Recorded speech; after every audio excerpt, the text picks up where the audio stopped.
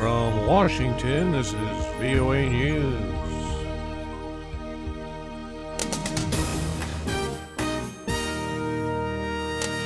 Independence declared by 2 Ukrainian regions. The world's largest democratic exercise comes to an end in India. I'm Ray Kouguell reporting from Washington. Eastern Ukraine's Donetsk region declared independence and is asking Moscow to consider letting it become part of Russia. Separatist leader Denis Pushilin is calling the region the Donetsk People's Republic, as well as a sovereign state. The pro-Russian leader of another eastern region, Luhansk, also declared independence. Separatists in both regions say 90% voted in favor of breaking away from Ukraine in 2 separate referendums Sunday. The results, however, cannot be independently verified. Ukraine's foreign ministry calls the elections clumsy and says polls by Western and Ukrainian agencies show the vast majority of those living in the East prefer a unified Ukraine.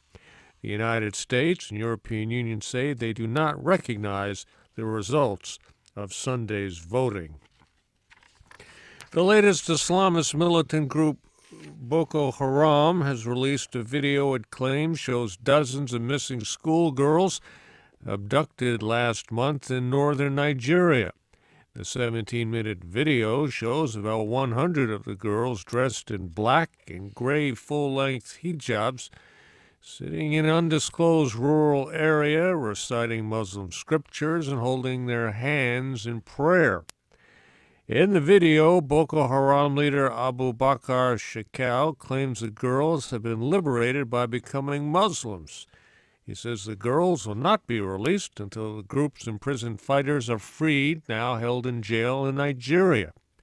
U.S. State Department spokeswoman Jan Psaki is closely watching the situation. We have seen the video. We have no reason to question its authenticity.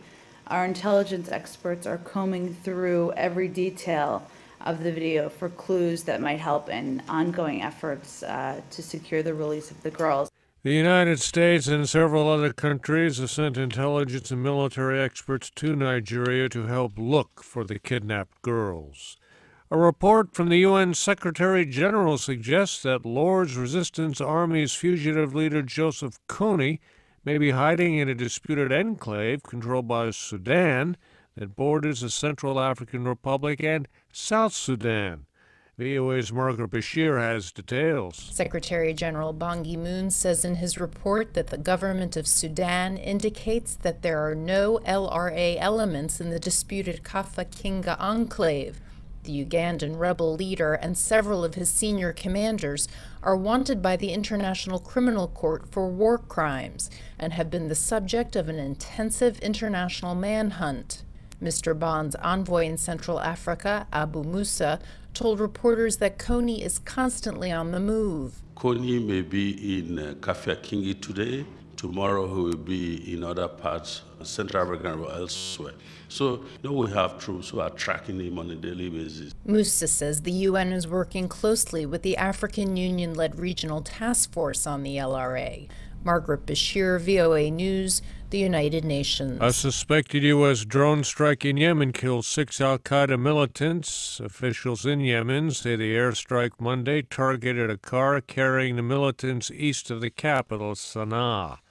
The Taliban launched its annual spring offensive Monday with a series of attacks across Afghanistan. In the eastern city of Jalalabad, militants entered a provincial justice ministry building, triggering a shootout with police. 2 policemen and at least 4 civilians were killed before the 3 attackers, including a suicide bomber, were killed. In nearby Ghazni province, officials say militants attacked police checkpoints, killing at least 3 people, including 1 policeman. Rockets hit Kabul's international airport and a NATO base at Bagram, just north of the Afghan capital, and there were no reports of injuries in either of those attacks. India's huge general election drew to a close Monday with polling held in 41 parliamentary constituencies, the last among 543 districts to vote. Anjana Pastricha has more. Monday's vote was held in 3 states, West Bengal, Bihar and Uttar Pradesh. The results will be released Friday when votes from all 543 seats will be counted.